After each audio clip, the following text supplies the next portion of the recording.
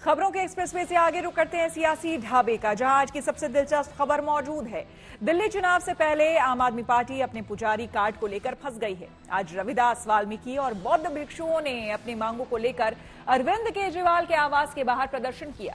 वहीं कांग्रेस ने भी उनके समर्थन में विरोध प्रदर्शन किया और केजरीवाल को दलित विरोधी बताया। इसके साथ ही दिल्ली के चुनावी जंग में प्रचार तेज हो गया है। चुनाव में जीत के लिए सभी पार्टियां अपनी ताकत झोंक रही हैं।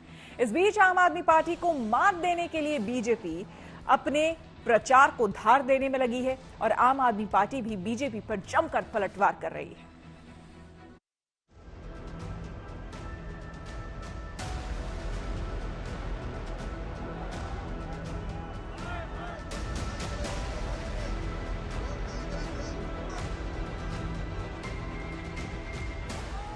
प्रदर्शन की ये तस्वीरें आम आदमी पार्टी के संयोजक अरविंद केजरीवाल के आवास के बाहर की हैं। आज बौद्ध विहार के भिक्षुओं, वाल्मीकि और रविदास समाज के मंदिरों के पुजारियों ने अरविंद केजरीवाल के घर के बाहर प्रदर्शन किया और उन पर दलित समाज से भेदभाव का आरोप लगाया। आप देखिए, दूसरी तरफ नारेबाजी हो रही है। बौद्ध भिक्षु ठीक अरविंद केजरीवाल के दरवाजे के सामने बैठे हुए हैं। 5 फिरोजा रोड है। एक बैनर लगाया गया है कि बौद्ध विहार, वाल्मीकि और रविदास मंदिर तथा चर्च के पुजारियों को भी प्रतिमाह 18,000 रुपए देने की घोषणा करी जाए। उनका यह साफ तौर पर कहना है, जो तमाम लोग यहाँ पर जुटे हैं, कि पिछले जो चुनाव रहे उसमें लगातार दलित समाज ने बड़ी संख्या में वोट दिया अरविंद केजरीवाल को, लेकिन उनको नजरअंदाज किया गया, उनके हितों का ध्यान नहीं रखा गया। आप देखिए, तमाम बौद्ध भिक्षु यहाँ बैठे हैं और नारेबाजी कर रहे हैं।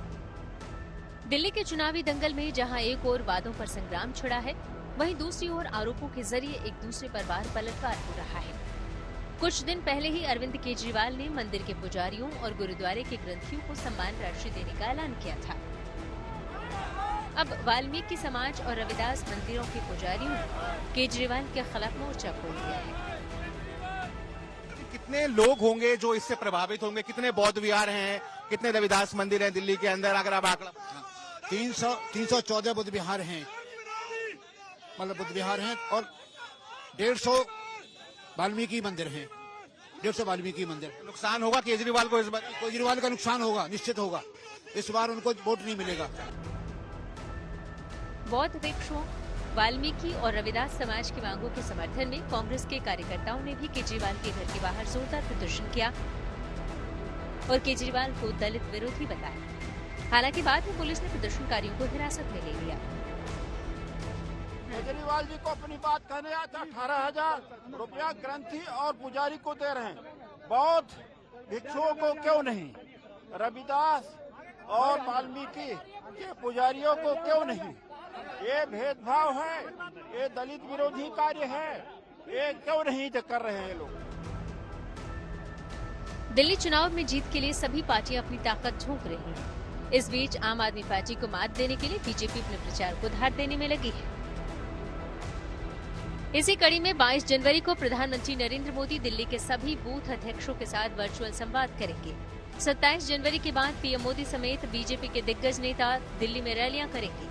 बताया जा रहा है कि यूपी के सीएम योगी आदित्यनाथ की दिल्ली में करीब 14 रैलियां तय की गई हैं। जबरदस्त चुनावी प्रचार की तैयारियों के बीच बीजेपी ने आम आदमी पार्टी पर हमले भी तेज कर दिए हैं।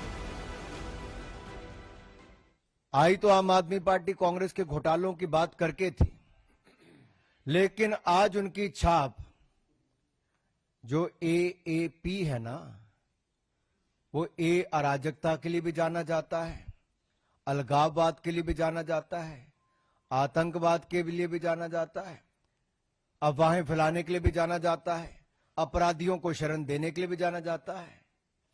ऐसी कौन सी मजबूरी है कि इन देश विरोधी ताकतों से हाथ मिलाना जरूरी है? बीजेपी की तरह आम आदमी पार्टी ने भी अपने प्रचार को धार देते हुए एक बुकलेट जारी की, जिसमें बीजेपी के लोकसभा चुनाव में किए गए वादों का जिक्र है। इस पर बीजेपी ने भी पलटवार किया। मैं उम्मीद करता हूं कि सबके खाते में 15-15 लाख रुपए पहुंच गया होगा।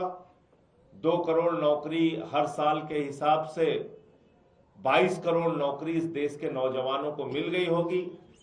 किसानों को उनके फसल का दाम 2 गुना मिल रहा होगा। और मैं उम्मीद करता हूं कि पक्की रजिस्ट्री जो दिल्ली में देने का वादा उन्होंने किया था, ये बात अलग है कि गलवान घाटी की घटना हुई, ये बात अलग है कि चाइना घुसकर हमारे देश के अंदर 2 जगहों पे कब्जा करके बैठा हुआ है, उनको उनके अधिकारी पुष्टि कर रहे हैं। बात तो यह है कि अगर बेरोजगार इनसे सवाल कहेगा कि मुझे रोजगार दे दो तो वो गुंडा है। अगर बेरोजगार इनको जाके कहेगा कि मेरे बिजली का बिल क्यों आता है तो वो गुंडा है। अगर कोई जाके इनसे पूछता है कि भाई मेरे घर में काला पानी आता है, पीने का पानी नहीं है, 21,000 लोग गंदा पानी पीने से मर गए हैं, मेरा परिवार भी खतरे में है, तो वो गुंडा है। इसलिए आज अरविंद केजरीवाल जी को वही वोटर जो उनको कभी जिताते थे आज सब गुंडे दिखते हैं।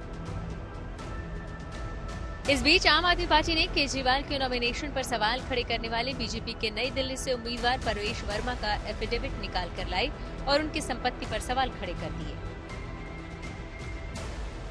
5 साल पहले उनकी 1 वर्ष की आय जो वो 1 वर्ष में कमाई करते थे वो थी करीब 17 लाख रुपए, और 5 साल बाद वो हर वर्ष जो पैसा कमा रहे हैं, जो पिछले वर्ष की उन्होंने अपनी आय बताई 2023-24 की, वो बताई 19 करोड़ 70 लाख रुपए। आप सोचिए कोई आदमी साल के 19 करोड़ 70 लाख रुपए कमा रहा है, मतलब उनकी वार्षिक आय में 11,488% की बढ़त है।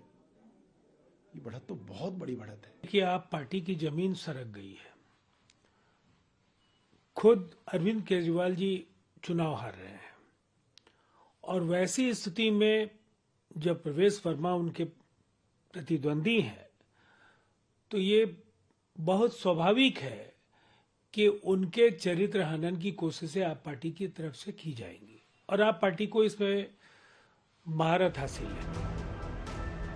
दिल्ली चुनाव को जीतने के लिए सभी पार्टियां जोर लगा रही हैं और एक दूसरे पर आरोप भी लगा रही हैं, लेकिन दिल्ली की जनता के मन में क्या है ये 8 फरवरी के नतीजे के बाद तय हो जाएगा कि जनता को किसके वादों और दावों पर ज्यादा भरोसा है।